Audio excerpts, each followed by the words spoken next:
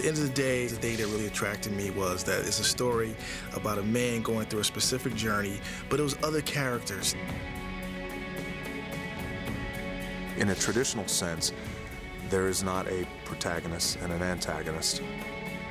It's really a character movie disguised as an action movie.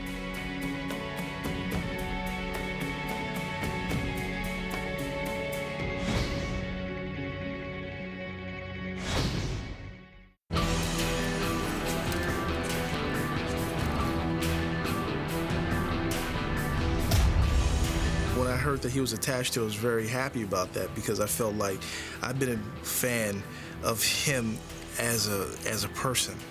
A very beautiful person, the person who you can always feel like you can talk to, somebody you can relate to. Go again. He has a lot of qualities that as a guy, you're like, I want to be that guy. And I just felt like it was really good to have him back in the genre. Well, I had waited for some time to get back in the action genre. I had left it for a couple of years. I wanted to work in the other genres. I wanted to do more drama. I wanted to do comedy. I wanted to do family too as well. So when this script came along, it came along about a year and a half, 2 years ago. I read it. I loved it. Gary was the only one who ever cared for me. Why'd he pull you in on that bank job? You owed the wrong people a lot of money. I love the idea that that it was a story about two brothers who loved each other dearly, and one was ripped away.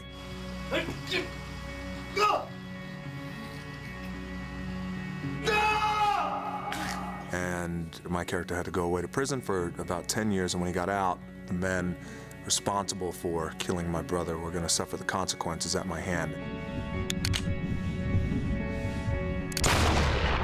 That's a very distinctive, simple storyline. Yet all the characters are layered with complexity and layered in truth and layered in complication, and you know, every character has a great backstory. I think that was the most thing that was exciting for me, is that it gives a chance for the audience to see him do something that he hasn't done in a while, but at the same time see him do something that we have not seen him do. And that was very exciting for him and also exciting for me as a director. So we'll just play a walk.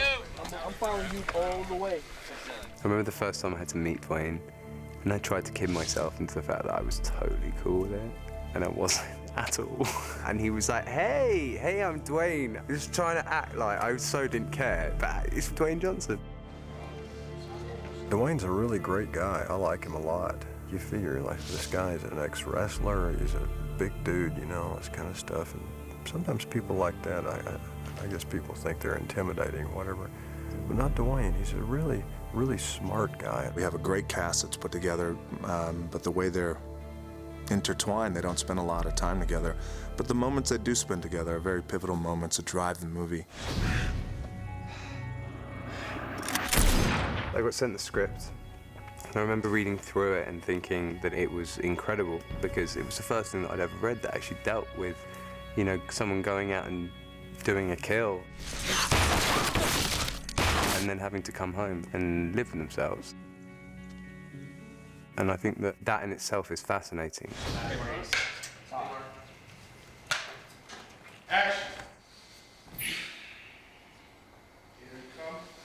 First scene you meet him, it's a guy who's doing several yoga positions that only several people on the planet can do, as he says in the movie. But he's on to the next, something ultimate, always trying to achieve. It was a sequence of poses that I put together myself. I don't know, maybe 10 people on the planet can do. But you know what? I'm done with yoga. I beat it. You beat yoga. And the whole point of yoga is that it's not a competition. So he even finds a competition in that. No, you know what? It's time to move on. I just felt so sad for this man that was constantly trying to prove something. You promised me you were quitting. And I will. I will quit. He just continually goes and tries to be better. Action. It's one hell of a pea shooter you've got there. I think I was in another world that day. I honestly, it was a complete and utter blur. I've been trying to kill you for the past 3 days, and you've got nothing against me. It was incredible. Incredible to stare into someone's eyes and to sort of get that kind of intensity that you get from Dwayne. This is my job. I finish My job. Yeah, well, you finish this when you're dead. I think it was the fact that I'd actually had Dwayne in front of me and that I had Billy Bob there. The whole thing became so real. Bob said to me, in our movie, we've got Dwayne "The Rock" Johnson, we've got Billy Bob Thornton, and we've got some random English dude. He was like, who does this? Lily is a girl who has a guy who lives a certain lifestyle, and she can be able to relate just as much. Sure you don't want to stay a while? Hold that thought. In first reading the script, I really love that Killer and Lily, there's this... It's kind of a blind love that she has for him. It's not so much stand by your man as having done what she's done and seen what she's seen. You know, she believes in him. Like, he's the best thing in town. From the minute she walked in, that she was definitely what I'd pictured in my mind. Because she brings this intelligence to her. Sometimes I worry that a real corpse pose is the only thing that's going to satisfy you. I think it's very, very, very easy to kind of think, oh, well, she's just kind of a bimbo, and she's just, you know, lives in this house. But she's the rock of it all. She's the rock of their kind of relationship. You're serious about this, aren't you? Yes. What about your work? I don't think Killer's ever been loved or ever felt this way towards anyone. They're each other's soulmates. You're looking at a woman who's just able to see things a little bit of ahead as other characters. What if he kills you? Lily! And I think Maggie Grace did a good job just bringing that to life with the character Lily. Mark. And action. So how goes it with the cowboy? We're going with the flow, baby. I've ended up playing, you know, quite a few characters that could be sisters of Detective Cicero, but I haven't quite played her yet. They exchanged gunfire and then disappeared, both of them. I guess what I really loved about this when I read it was that it was a really cool throwback to a great 70s revenge thriller. Look at his face. He knew his number was up. What's interesting about Cicero is that she's that rock throughout the movie. Now, that's not just fear, that's recognition. Look, he can't see where the gun is from where he's sitting. She has that moral compass throughout the film. I got a call from the warden at Corcoran last night. He recognized our guy in the news. Apparently, he made a lot of money running contraband in prison. Carla does really well in this role, in this space, where she's smart, she's proactive, she's no pushover, and she's a strong, independent woman. Now, our guy's a shooter, not a stabber.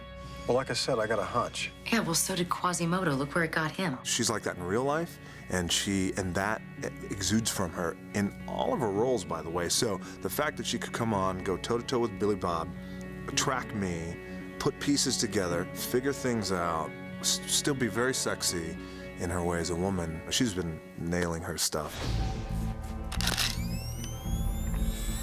Always been a big fan of Billy Bob Thornton.